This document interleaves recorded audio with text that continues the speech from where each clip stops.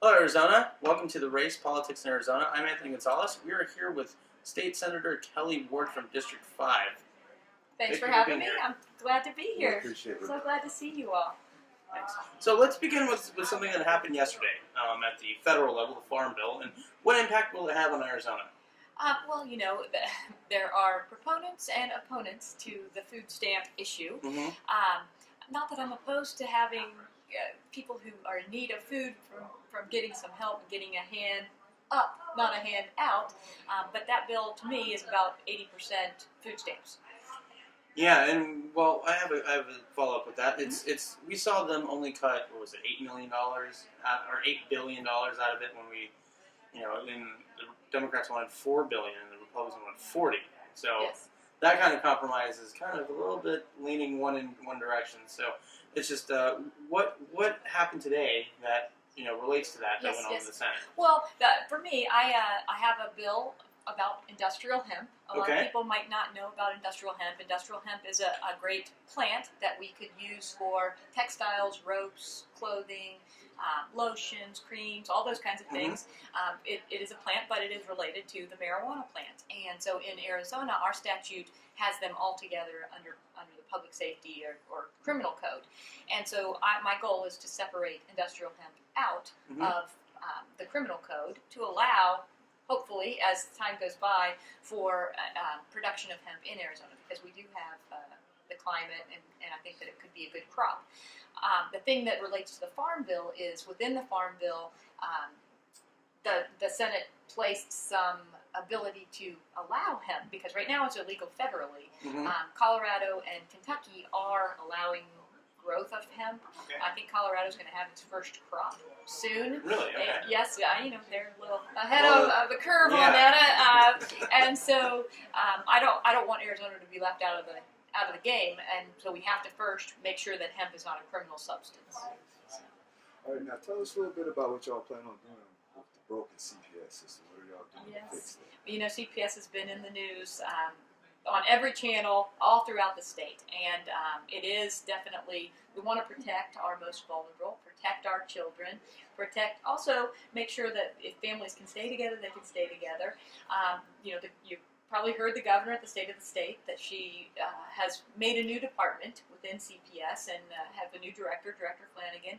So they came to the Senate and asked for a supplemental appropriation, and I said on appropriations as well, and so we did agree, and we did pass it today. Our one of our first bills that we passed this session through the Senate was to fund that appropriation to get 192 new workers at CPS.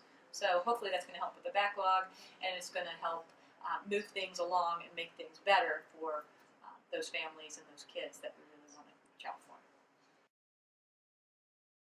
Okay. So I want to go on to another path with you. Now, we just talked about hemp. We Yes. talked about CPS. Yes.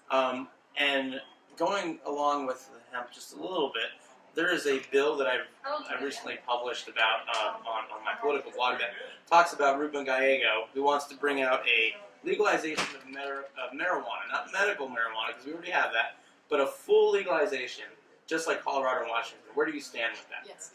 Well, for me, I haven't been a big proponent or opponent, really, with marijuana.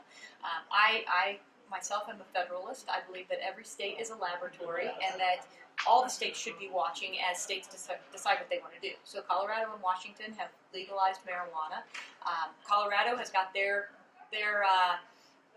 solution or their effort going full force. Washington's a little behind them, but I think that for me, I want to be a good steward of the taxpayer dollar. I don't think that we should jump off a cliff when we don't know what's at the bottom. We should be watching those two states to see what happens there. What are the good things that happen? What are the unintended consequences that come out of it that maybe make it more difficult to manage than they think? Because I think a lot of people see it very simply, and they think legalize it and tax it and it'll just be all done. Well, I mean, in Colorado, for example, they legalize it and they're taxing it. It's about a 25% tax. Yeah. So now the cost for people to purchase it is very high to purchase it legally. So that makes the black market and the criminal element be able to thrive. And so I just think we need to watch it. I think that we need to keep an eye on it. I do have another marijuana bill, which is kind of surprising.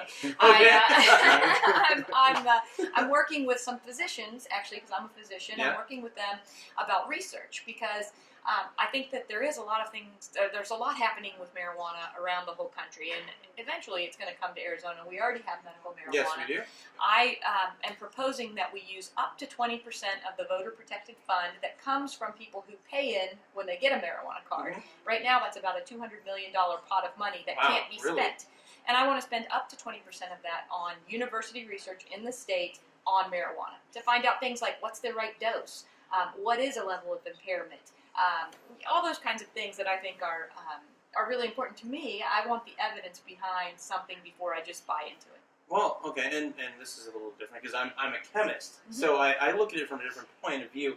We have a drug that is called Marinol.